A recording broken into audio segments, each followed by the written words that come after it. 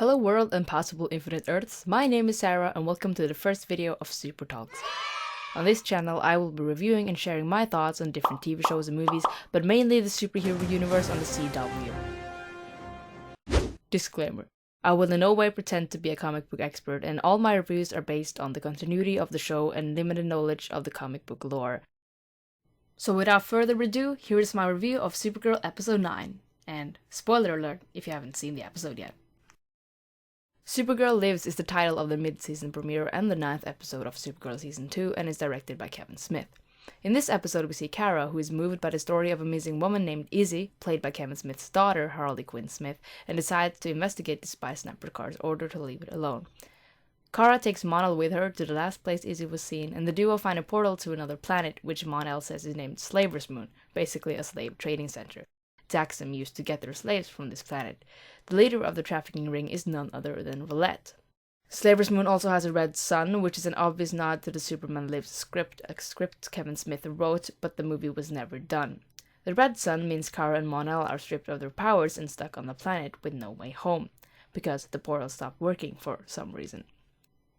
Meanwhile, back on Earth, Alex blames herself for Kara's disappearance, fearing she's become too focused on her new relationship with Maggie when she should be watching out for her sister. This episode had a lot of Kara, and I always like when they have a lot of Kara. The show is named after her, after all. My main issue with this season has been the lack of Kara. In this episode we get an obvious display of Kara's selflessness, an impulsiveness and recklessness which reminds me of a Gryffindor trait. The only thing I don't like about Kara's selflessness is that the show makes Mon-El seem selfish for not wanting to be reckless. He's not being selfish, he's being smart. But oh well. Back to Kara. She goes against her boss's order to save a girl she doesn't know. She breaks into the evil base, in a way, by entering through the front door, and refuses to move when the bad aliens come to take them away. Now, I'm still a bit confused about how she seemed visibly more shaken up by punching a guy once than being electroshocked like 5 times. You see, if you're used to never get hurt, I think even a paper cut would be painful, let alone a punch and having electricity run through your body repeatedly. The dialogue was a bit weird when they first went through the portal, and Mon-El asked Kara if she was hurt, and then she was like, yeah, because it's a red sun. And that is all they said about that. One would think you wouldn't be as casual in a dangerous situation like this. The show is often very positive at times, despite that might not being very realistic. And it doesn't really feel like they're in any sort of danger at all when even the powerless heroes talk about their situation as if it's a walk in the park. The dialogue removes some of the suspense, and to be honest, the entire rescue mission just seemed too easy. They just went in and then they went out again, and it wasn't really that big of a deal, it seemed like.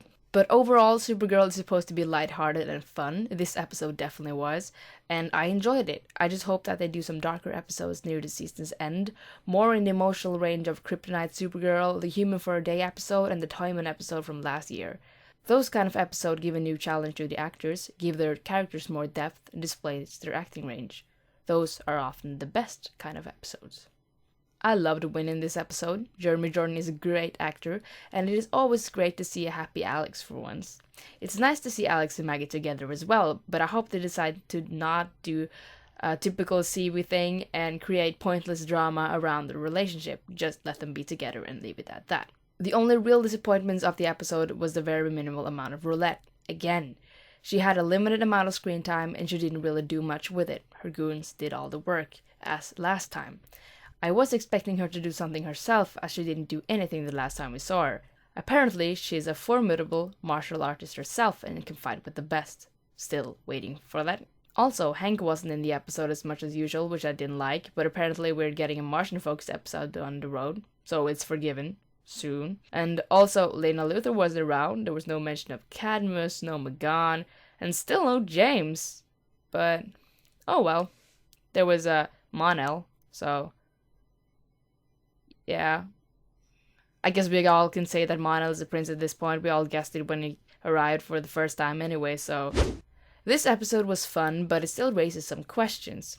Like, when will Kara figure out that James is the Guardian? Apparently it seems like that's the only thing he writes about at Catco. How is Kara impervious to electroshocks? I'm pretty sure she'll get her ass kicked a bit as soon as the next episode by Livewire, and this is with her powers. So how is this even possible? How come Mon-El doesn't tell Kara he's the prince? It's pretty obvious at this point. Episode pros. Win in the field, happy Alex, stunts and fight scenes for Alex and Win, good sister scenes between Alex and Kara, where the heart of the show lies, so that was very nice to see. Cons of this episode: no Hank, no roulette, no explaining how a portal to another planet was made. They kinda glossed over that one. Kara still doesn't know James is the Guardian. And at this point I'm nitpicking, but a huge editing fail really stood out to me. Win enters the portal. Very obvious, he's running into the portal and Kara is pushing him into the portal. But then he's next to Kara again in the next shot.